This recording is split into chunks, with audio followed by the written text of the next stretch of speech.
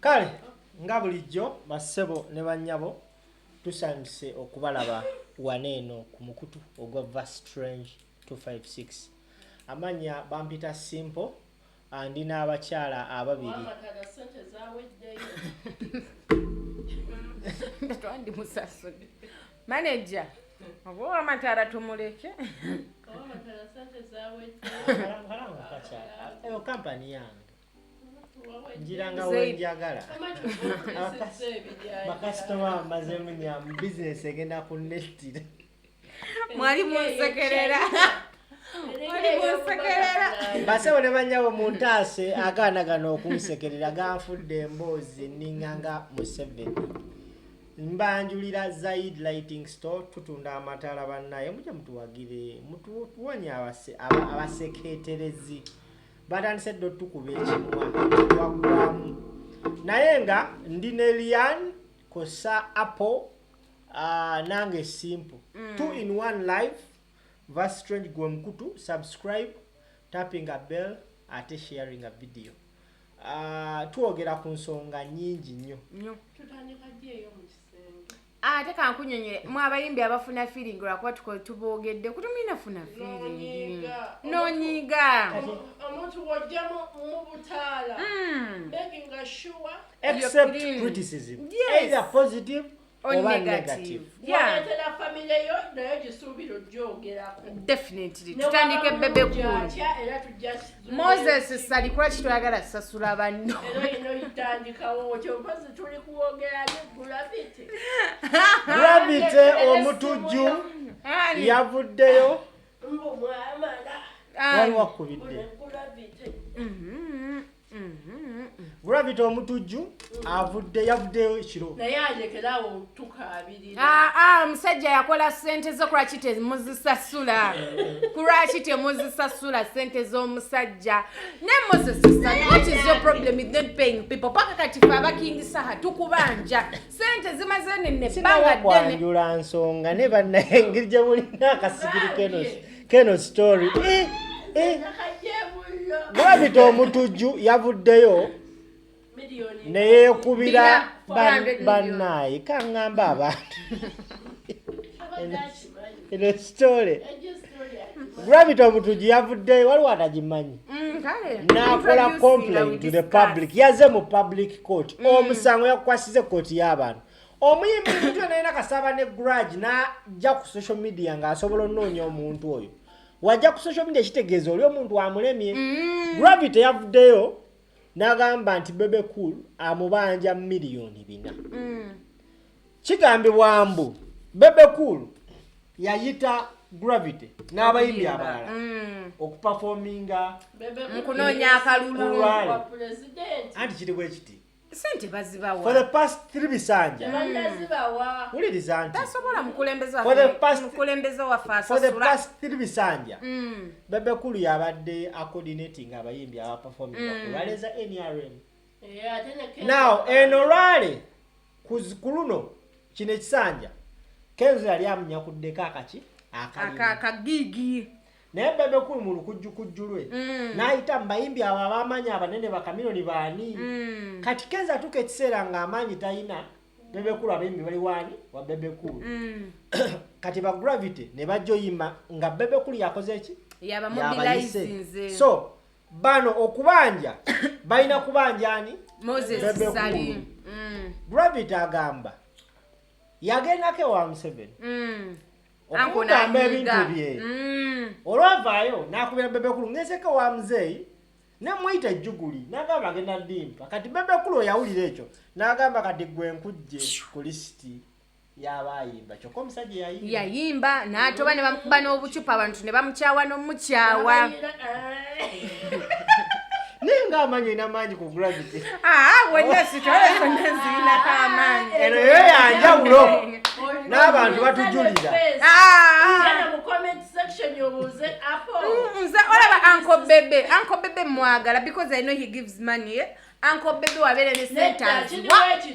naye twebuuza ku lwaki sente zafuluma zafuluma Gravity yabadde ku live ekiro olw'obulumi obungi live eyo ne omanyi okugamba nti waliwo olugero olugamba nti oba akubanja akwala n'akuba awerekedde akubanja twali tuli awo bubuuca mani naye n'avaayo abanja milioni 2 tuba tuli awo ani omulala wali omulala awo simumanyiko ge mazima tubadde tuli awo olwaleero nali ensikiri n'avaayo abanja Bebe Cool abanjibwa sente za milioni 2 ojukira kikundi kyakola ekya unstoppable ate yo bagamba sente bazimuwa ne Erica tuterayo omukono eyali ku kamera kati ke Gravity agamba amanya milioni 13 ali ensikiri avule n'agamba amanya abina ani ngamba eza unstoppable unstoppable zino ze basooka nga batambula kati babadde ku live ekiro manager Bebe Cool najja okuwolereza aliwa kubona kama Mutabazi era mbadde ndagamba oyo atamanyi kwogera sewe yayogedde ensonga yazikutte bulungi nawo njagala nkunoonyeze wano ka clip owulire altercation gye babadde nabo gye babadde nayo ne mutabani waavuddeyo okudifendiyogedde abyonoonyi ensonga zono ate ne Gravity naye abakyala baagira nabo tabawa ssente oye ensonga yazoonoonyi tayagala bamubbe abaleka bagambe omubbi tayagala bamubbe Gravity yabbaani n'abakazi bapimpina n'abakazi munange Gravity bapimpinye n'atabawa ssente mujje omanyi kwoti gye tulina ennaku zino alinga ayita buli alina omwana wa Gravity amulinde nedda muveeyo okitegeera muvaayo olaba nowadays social media yemala yegusala kakano ka clip manager wa Bebe Cool Jeno oluseke nampaayo bijirawa ne sente zemanja Bebe Cool awo wembuuliza nange ekibuuzo Gravity Bebe Cool bemba mwogedde byamwe nagamba waye baakwoca bikiba nga bwe mwogedde byesitegedde awo wenkubuuliza nti endagaano yeba efudde oba eba ekyayimirira era tefudde naye akuba omuntu essimu awo nembuuza simu omu namugamba Gravity nze sigenda muwa sente bamuwadde sente nembuuza Bebe Cool ani yampadde sente nga mwenyini tamwogera ensobi yino gyokoze Gravity gw'okujja ku live n'otandika okuba nga otabuse nga bw'otabuse olwaleero kitegeeza endagaano togyesiga endagaano girina ne buli kimu kirina njagala sente ate Gravity jjukira bulungi Mutabazi nakola teri agaana okuba nti wakola jjukira nnyo amazima go tugogerwe mu bayimbi abayimba ku campaign n'abantu balina ebigambo ate Gravity ensobi naye gyakozeemu emu simple nze wenzija nenkugamba batuwadde akasente bampaddeyo akasente n'ogamba apo n'abaako gwakubira kuba oli agambye oyo gwakubidde lwaki tomwogera n'agamba liyani yeyaŋŋambye mbera nkola olugambo yamwogera nti sikamazeeyo yagambye kusaasira Bebe Cool yakubidde kusaasira kati abo babyonoonye nakusaasira ekigundi ekyaganga n'ekifo era yeda station yeda tenezayagambe kusaasira Gravity agambye Bebe Cool yakubidde kusaasira n'amugamba Gravity ke yafunye sente wa 7 ku zino taliiko kyokka ziri za kuyimba yazikolerera kyo kituufu nange ndi ku sayidi ya Gravity ozikolera lwansonga oba osasudde naye kusaasira yeyaleesa amawulire amafu tetulyazaamaanya ekyemanyi kuleero tetulyazaamaanya anko mumanya agaba akasente ke naye tukyabuuza naye nga temwatusasula eza King Saha oyo tulina ensonga zaffe bamuwezize King Saha mwana wa mulujja neze kambagambeyo ka point kamu ye Bebe Cool naturally for so many years ebyo kusasula byo kirayika alinamu embeera nabyo yes no nze Bebe Cool had a grudge with my dad by the way myaka mingi ne mzee wange abivaako akwa tulina kalina n'abiva atuwe tumale kalina kituufu atuwe tumale mutabani wa Bebe Cool avuddeyo okudifendinga taata as a son ng'alina okubaako nekyayogera naye jjukira mutano wa Bebe Cool yasoma amateeka kati yajjidde mu perspective yaki y'amateeka njagala tuwulirize mutabani ekyayogedde agambe bw'ati muli mutya kansubire muli bulungi ku nsonga ya Gravity ne Bebe Cool nsaba mugitunuulire n'obwe lwaki awo tagambe taata disrespect ensonga ogiteekamu eggumba gamba taata zadzi ayagamba zadzi tugenze mu maaso egendereza is not our family lawyer nsaba mugitunuulire so critically bantu bange omanyi tutera okwogerayogera ku bintu naye nga tetumanyiwa gye biva business wise I think it is not right si kituufu kuleeta ensonga zo oba ezikwatagana ne contract gye wakola n'omuntu ku media awo abadde anenya Gravity nti yakoze byoleeta ensonga ku media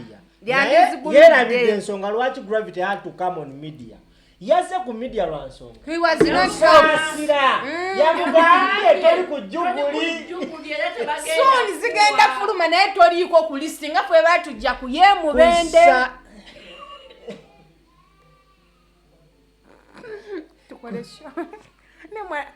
birumamanya okujja ku listi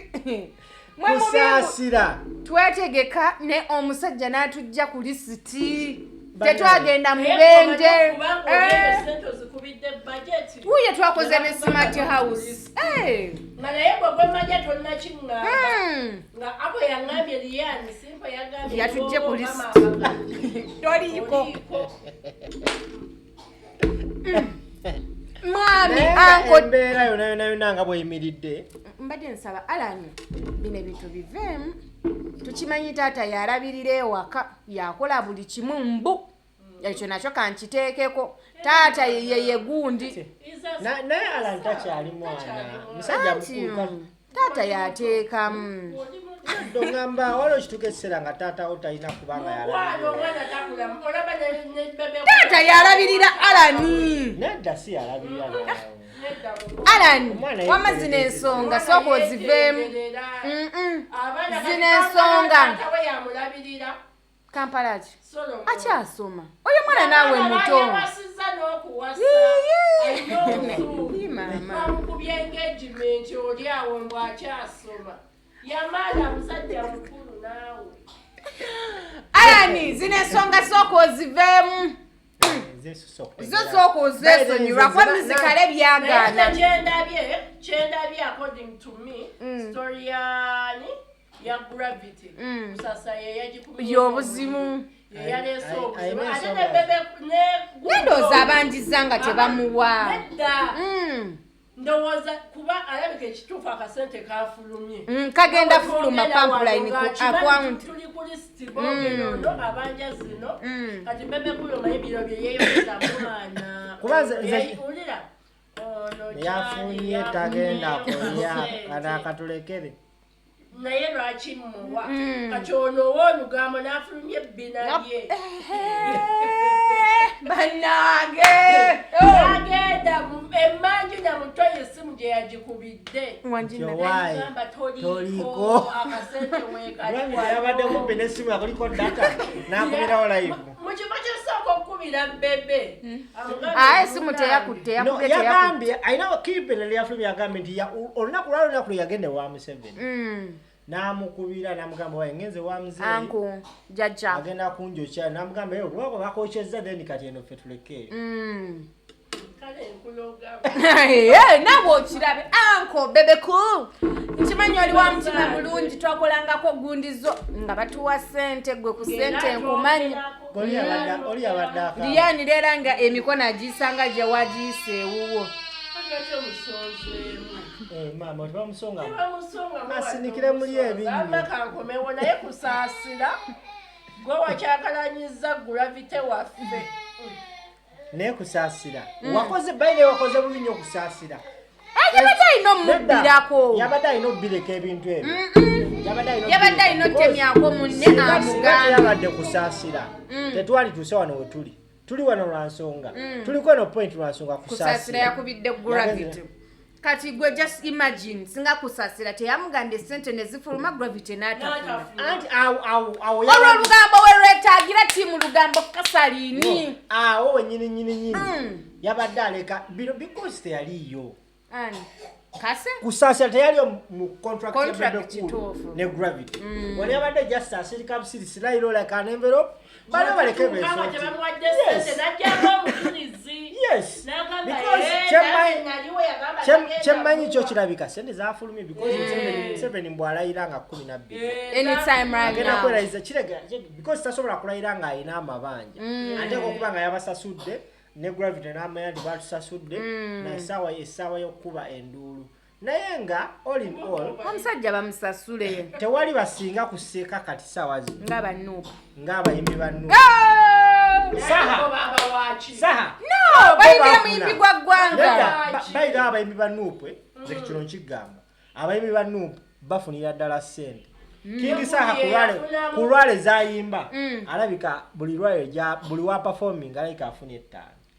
kati bakusobola za performing president wali ezo asobola okukolera obwerere naye ababaka bonna abamuyitanga jangu ekyotera tasobola kuvuga mafuta mpaka kyotera jangu bafuna sebo abantu benkyukakyuka sebo bagalira ddala sebo yali afunyemu nebyemusala ye rain yafunamu omukyala yo yagenze kufa osanga akawunti zonna tumanyi gye ziri omukyala we okimanye ate nno nga bali tugabane temusirika binnyo basebo ne bannyabo mubeere bulungi ate wuliriza babadde kutugabane babadde bagabana nesaake nesaake yabadde alumiddwa nnyo naye bane mubeere bulungi